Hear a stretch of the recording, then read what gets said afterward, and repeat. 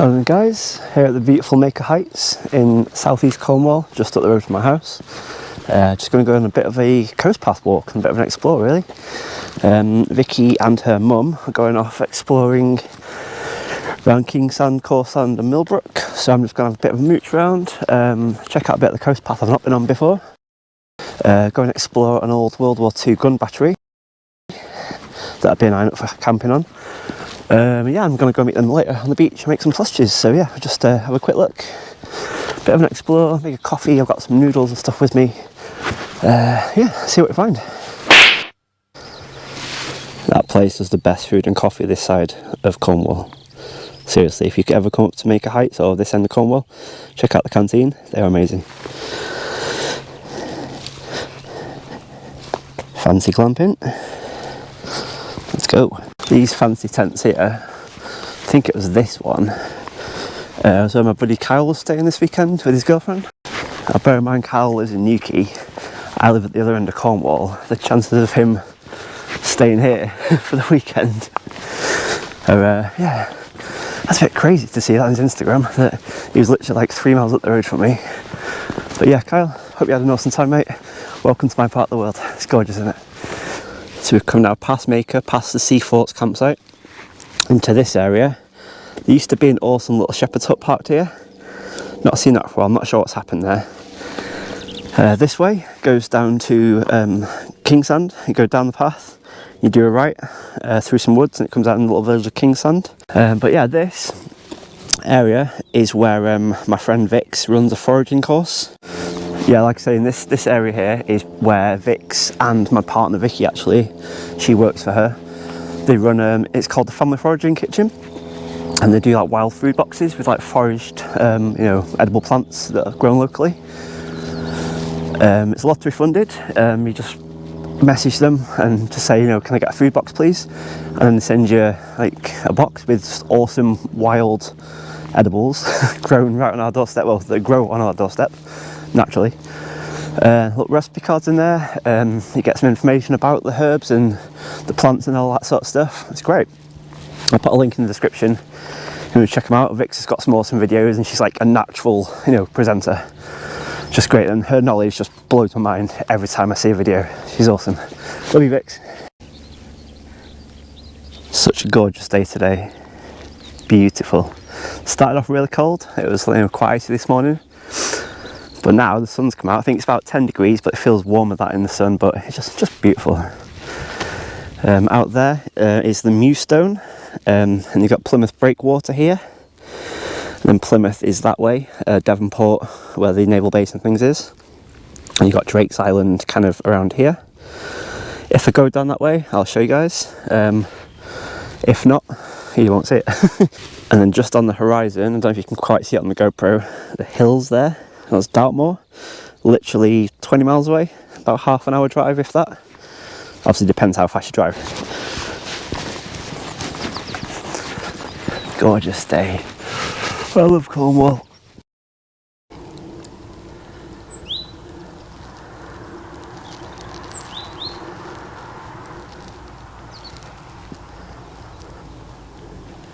Just going to apologise in advance if I sound like a wheezing pig at any point during this video.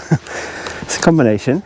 Hay fever, not quite recovered from having COVID last August. Still a bit you know, hard to breathe sometimes. New microphone is right here. And I'm a bit overweight. So obviously looking to change that with this walking and stuff. Getting outside and being, you know, generally a bit more active. The whole point of this channel. So yeah, if I sound a bit like now, as I can't breathe, that's why. So this is the place I wanted to visit for ages. So it's a bit cheeky and climbed under a fence down there, but this place I spotted on Google Maps. It looks wicked, so have a bit of an explore, see what we can find. Hopefully don't get trampled by a bull. Not sure how much we can actually get inside here, but I'll show you guys. It's an aerial view there of it. Basically, from what I can tell, it's a fort from 1779, I think, or 82. Basically, it was to stop the French and Spanish invasion hundreds of years ago.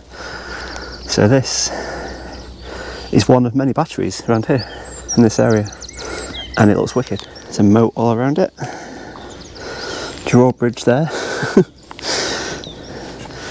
and from what I've just seen, some lovely woodland here, so we might have a quick explore in that, and then we'll probably venture down through the woods, down to Millbrook, meet Vicky and her mum, and we'll go to the beach after that.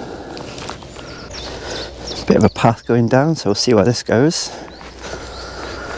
I'm guessing local teenagers over the years have come down here, that's why there's a bit of a track.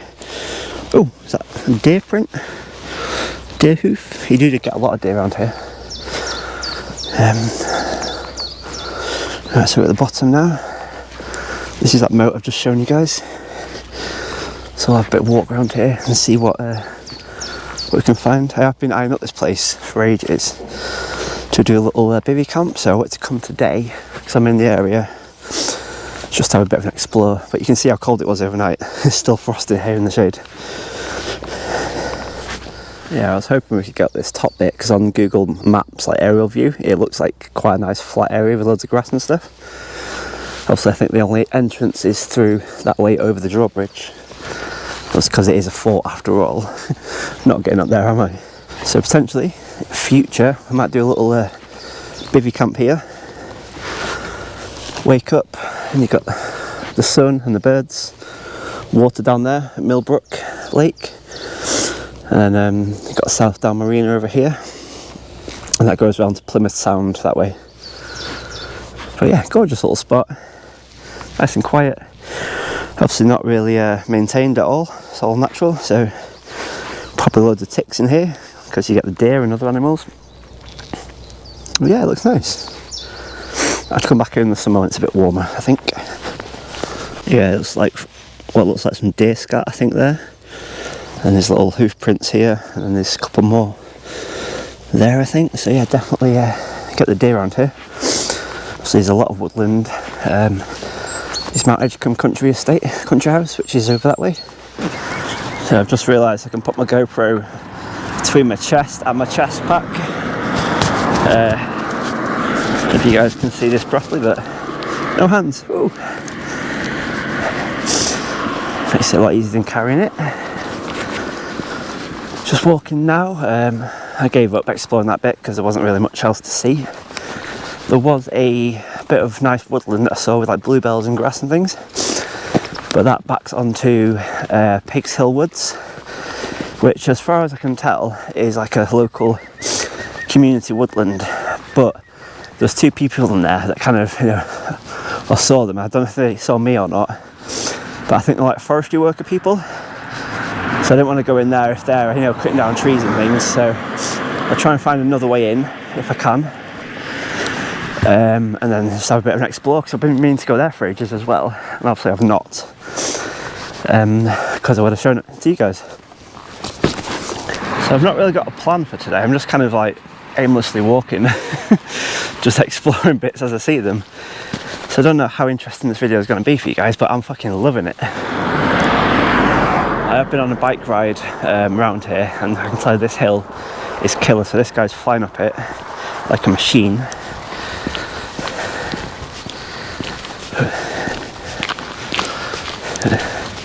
Come on in. Okay. Correction, lady was flying up it. Get on, girl. Awesome. I bloody love living around here. Again, you probably can't see on the GoPro, but that view gets me every time. I love it. And Dartmoor, looking beautiful as ever. Go up there soon. I'm coming for you, Dartmoor. Miss you. I've just noticed there's a public footpath sign here, so we're going to cross over, go and explore these woods. Sod the coffee. I've got a coffee with me and a little stove, so footpath. Let's go. Wow, already this looks amazing. What I am hoping to find today is some wild garlic, because obviously it's April, spring, it's wild garlic season. So if we can find some, I'll take some home. Obviously a lot of you guys will know it's wicked in pasta. I had a wild garlic risotto yesterday at Pottage Garden, which is like an all vegetarian vegan cafe. Where was it near? Near Falmouth. Place called Constantine. Basically, it was an old abandoned plant nursery. So someone with a lot of money, because it was beautifully done, has bought the place, restored it, and they turned one of the greenhouses to a restaurant / coffee shop. And the food was incredible. I had wild garlic risotto with spring greens. What else? I'm trying to think now. Wild garlic risotto, spring greens, tender stem broccoli, pickled shallots, which was amazing. Vicky had like a hummus plate thing with roasted carrot hummus, red pepper and walnut, I think it was, hummus. I probably got this all wrong. And a mum had roasted butternut squash with, I can't remember now, but trust me, it was amazing. Again, I'll put the link on their Instagram in the description. But yeah, if you're veggie, vegan, just adventurous with your food really, and you live in Cornwall or you're visiting Cornwall, check that place out because it's bloody brilliant. Surprised myself really, I used to hate greens when I was a kid. I ate a lot. This place is beautiful. There's a footpath down there, I can see two guys walking. But yeah, this is amazing. Don't know how good it'd be for camping because obviously it's quite steep. There's a lot of trees, so you can maybe get away with a hammock.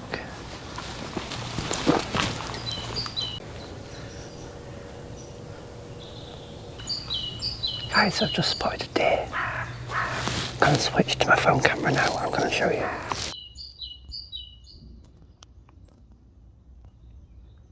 That's definitely a deer.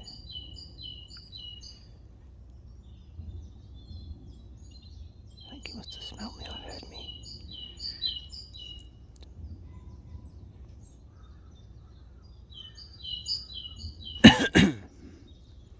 See if he moves. He's standing very, very still.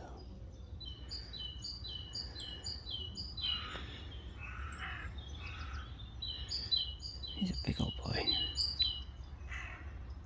I think there's another one there actually.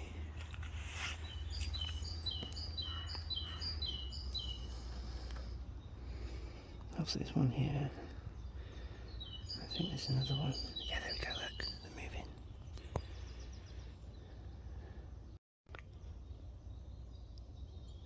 That is beautiful. There's a view of them. Look at the antlers on that. Wow. Yeah, there's at least three. There's two there. And one's just gone into the bush. There we go.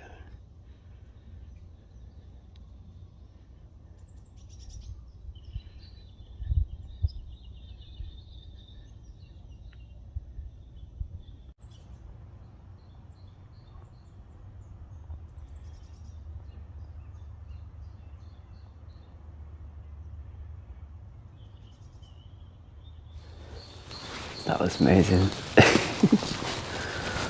I bloody love nature so much. Let's see what else we can spot.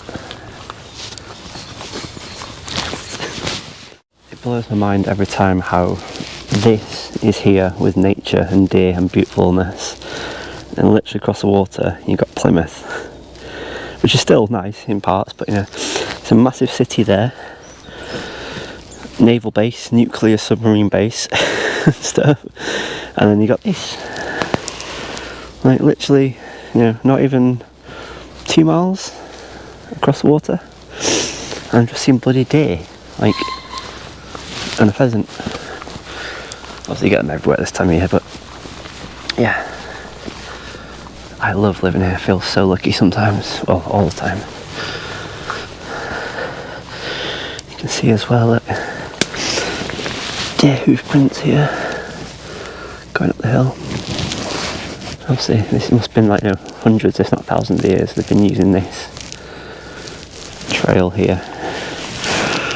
And there'll probably be another one somewhere down that way. One here as well. Hoof prints. Funnily enough, I went to see Ray Mayers give a talk in Truro a couple of weeks ago now, and it's just awe-inspiring just listening to him talk about his experiences. And he said next time you're out in nature, just be a bit more aware of your surroundings, bloody pheasants, and use your peripheral vision a lot more. And I was just walking and I just happened to glance that way. I was like, that's a bloody deer. So yeah, if I hadn't, gone to see Ray, I probably would have just walked straight past, oblivious, down this path, not even noticed. But obviously that deer had probably seen me coming, or even smelt me coming, because when I spotted it, it was like literally the back of his leg that was there. So yeah, it just shows how attuned nature is to protect themselves from predators. Obviously, I'm not a predator, I don't eat meat. But yeah, it just shows you how nature's evolved over like millions of years to kind of preempt danger. Like I say, that deer was like a statue when I saw it. It was still for ages. It was like a good minute or so before they started moving again, and that's after I made myself completely still and whispered as much as I could, like now. Yeah, and then obviously they felt the danger had gone and they carried on walking, and I could show you guys the video of them walking away. I just bloody love nature so much. I'm going to find a nice spot, make a coffee, and I've got some noodles in my bag as well. Got my Trangia stove, I think. No, I've not got my Trangia stove. Vicky's bringing that later to the beach. So yeah, I'm going to have to make a noisy gas-powered coffee and some noodles. Sorry nature, you can't win them all, eh? I've come to a fork in the road, quite literally. I think that way goes back up towards Maker and the road. This way obviously drop down towards Millbrook, so I might go this way, kind of head down, make my way down the hill, find a little spot there, and then that way I can go around the lake, back up the road, and then drop down to Kingsand and Corsand to meet Vicky and Mum later on. I'll go this way, see what's down there. Bluebells are just starting to come out here. Again, you probably can't see them, I need to get a better camera, I think. But yeah, I love spring. Spring and autumn are my favourite seasons, because spring obviously all the new life comes out and it's nice weather and birds are singing and the sun's shining. Autumn, just it's the colours are amazing. I mean, summer's great, living by the coast, obviously for the beach and things like that, but springtime, you can't beat a nice spring walk in the woods, spotting nature. And autumn, it's just pumpkin spice. And then autumn, it's just pumpkin spice vibes, jumpers, getting cosy by the fire, that sort of stuff. Winter can do one. If it doesn't snow, I don't want to know. It's just cold, wet and windy, especially in Cornwall. It's like winters in Cornwall are just grim. So much so that my dad used to work in a coal mine, obviously up north where I'm from. And when that closed, he got offered a job at a tin mine down Penzance Way at Giva Tin Mine, which I think is now closed. I think it's the last tin mine in Cornwall to close. Got offered a job there, and literally after the interview, shook the guy's hand. The guy went, "Oh, just did you know about winters and stuff can be pretty brutal down here, especially because Penzance is way down, right on the coast." He's like, "Yeah, a lot of guys they move down here, and then with the wife and kids, and then winter sets in. Some of them regret the decision because it's just cold, wet, windy, stormy, pretty bleak, for months on end. Obviously up north it's cold. We used to get snow when I was a kid. So yeah, my dad told my mum that, and basically they decided against it. So if they didn't, and they took the job, I would have been Cornish, because that was just before. Well, I think I would have been born up there, but I moved down here when I was about a year, maybe just under a year old. So I could have grown up being Cornish with a proper Cornish accent. Sorry, Cornish people, that was probably offensive. Yeah, I could have been going to the beach every day, and well, like I do now basically, but you know, that could have been my life from an early age, which would have been wicked. Just scared myself half to death then. Took my bag off, obviously the microphone was clipped to my bag, and then I sat down, started talking. I was like, oh shit, where's my microphone? I thought I dropped it back there. It was on my bag. So we're mic'd up again now. Right, say what I was saying again. Just spotted these logs here. Flipped one on its side, make a little table. I'm sat on another log, so I think I'm just going to sit here, make a brew, and just look out over the lake. Well, the lake's that way. Look out over the estuary. Just listen to the birds, it's beautiful.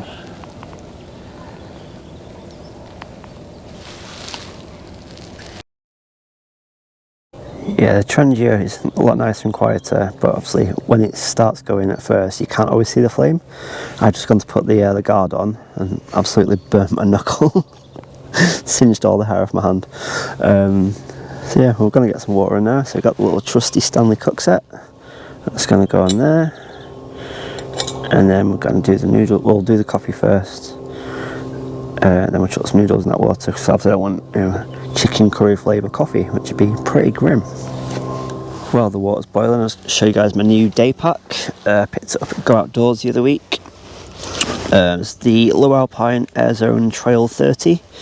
I nipped in to Go Outdoors after my last wild camp on Dartmoor just to get some fire pot food, you know, adventure food, dehydrated meals basically. And this just caught my eye. I thought that's a bit of a weird design, you know. A thing there, and there's no, like, you know, normally they have the buckles there and the drawstring and all that stuff. This has just got one buckle that slots through this bit. A little bit of meshy stuff there, webbing, and it cinches to that. But what appealed to me most was it's got this kind of like reinforced back frame, because obviously I'm a big guy, I get sweaty on walks, so I wanted something that was lightweight, hard wearing, and it's got, you know, most importantly had good ventilation. So I've been eyeing this up for a while actually. I saw it online a few months ago. I thought, right, if they've got one at Go Outdoors, I'll try it on, and then you know, if I like it, I'll get one. Which obviously I did like it, and I got one. Got home, you know, from work the other day. I was watching Summit or Nothing. Yeah, and you know when you watch a YouTube video and then like just a random video by that same creator will come on after the one that you're watching. And I was just, you know, making tea and that, and making a coffee or something. Came back in the lounge and Trev was reviewing this blue bag that he'd bought, and I didn't realise it was the same bag that I literally bought like a couple of days before. So yeah, obviously if you know, watch the video, Trev highly rates it. Yeah, so I figured, yeah, I made a good choice there. I tried it yesterday on our little day out with Vicky's mum. Liked it, and I thought I'll give it a proper break in today. You know, I didn't want to take a big bulky bag with me on a walk because I didn't know where I was going to end up, what I was going to be walking through and things like that. So yeah, I bought this little bag, and so far so good. I like it. These little Nescafe cappuccino things are great. You just chuck your milk powder in, chuck your water on, it goes instantly frothy. Give it a stir, put some water in there, you got a little shot of coffee, and bloop,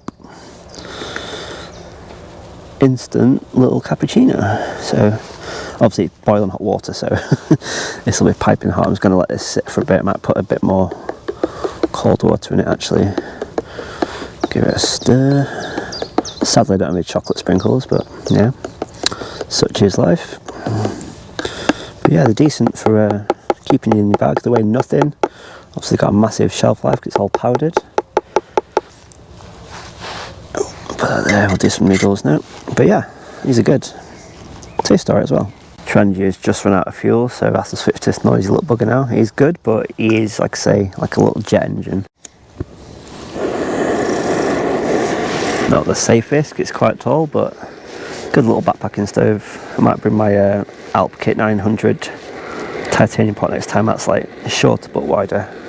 I've had this a few years, but it's a decent bit of kit, so I've just kept hold of it. Just heard a noise. I thought it was like a tree cracking and falling. It's like, shit, turn around, and like as I turned this way, two mountain bikers just whizzed it right past. It was like, it just took me by surprise. But yeah, it looks pretty fun going down. They bombed it down this track. down there, and there's like a bit of a jump bit there, so we went over the jump and then kind of round the corner really fast. Looks pretty fun. I'm actually coming here on my bike, I think. Don't know if I'll go as fast as they were because they had like full face helmets and stuff, but yeah, I didn't know that people came mountain biking here. It's pretty cool. Right, coffee drank, noodles consumed. Didn't film that because you didn't want to hear me go because they're really hot and I sound like a dog drinking soup, which no one wants to hear. Yeah, just walking down the track now. Just spoke to a lovely couple out for a walk, talking about the deer. They live just down the road in the village. Yeah, had a nice little chat with them. They seemed nice, didn't catch the names. It's good to see other people out that local, appreciate the nature, and just have a nice little chat with people. It's nice. As I've come down the track, I've noticed how many trees are blown over in the storms the other week. This is mental. So many trees down there as well. Massive one uprooted there. Good thing though, we get firewood from these guys, so there's plenty of logs come down for next season's firewood.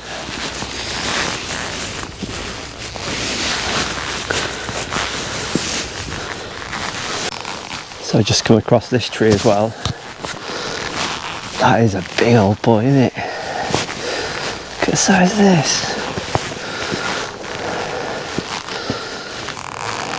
Don't know if this is recent from the storms or what, but you can see there where it's marked. I'm guessing they're just going to cut it off there at some point. It's a load of fresh cut logs. This looks quite worn though, so maybe it's been there for a while. This path looks quite worn down. But yeah, it's definitely a big old tree. Another one here as well across the path. This looks quite old actually. The path's quite established. Yeah, it's quite dry.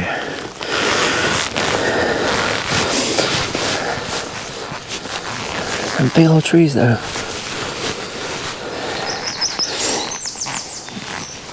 That would make a beautiful table.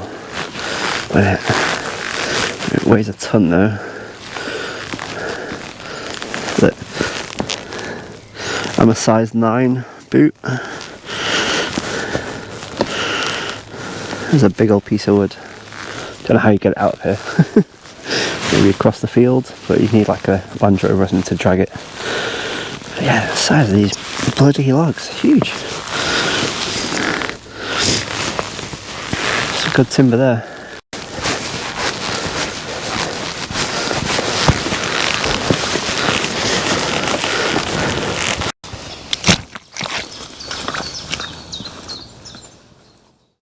Just had a text off Vicky. She's nearly at Kingsand now, so I'm going to have to cut short and go back up this way towards Maker. This hill though is like this all the way up, so I might have to put the camera away and crack out the walking poles, because I think there's something like 200 steps or something you have to go up as well. Maybe that many, but there is quite a few steps. And I've been up here once, and I remember it being a fair old slog, and that was only halfway up because we came through the woods up there and we had to go up half the hill, so got a track up there now. I'll be puffing a lot more at the top. Steep. Made up the hill. Whew. Walking down the road now, it's quicker. Down to Kingsand, meet Vicky and Mum. Whew.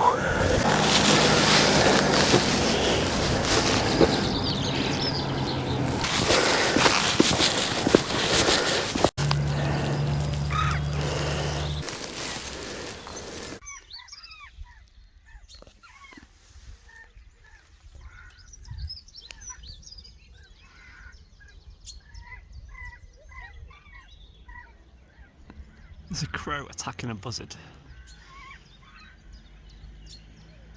What the hell? Should that be the other way around?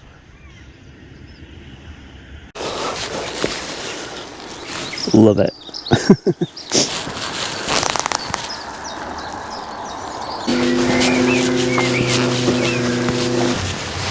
love this house.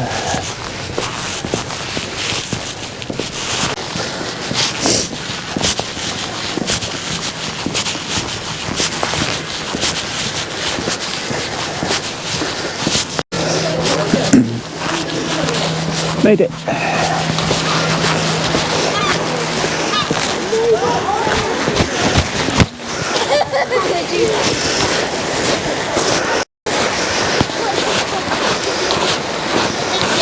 Hello.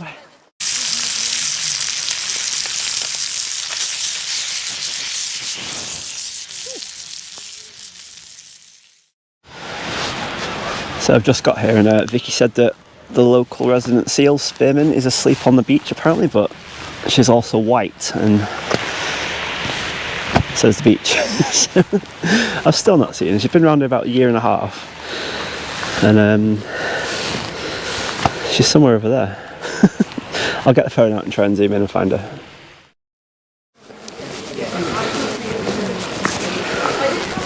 She's a juvenile. She's a couple of years old. Yeah, spearmint. Not yeah. fully grown, but fairly large. She's too tame. She's just really habituated. There's all these people. Normal wild seal wouldn't dream of hauling out here and resting after digesting their food, but she's just totally habituated to people. And it's a problem. There's a lot of local people that like to swim in this immediate area, and she investigates. She's